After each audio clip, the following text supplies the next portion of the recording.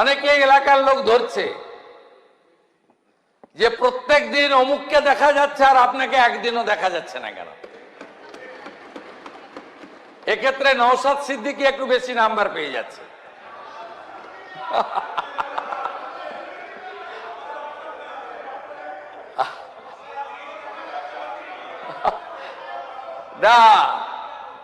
নওশাদ ভাই একটু আগে বলছিল যে আপনি তো এখন ভাঙড়ে এই সরকার আসার পরে সুস্থভাবে যাতায়াত করছেন, কোথাও কোনো সমস্যা হচ্ছে না। এই পরিবেশ সর্বত্র থাকবে।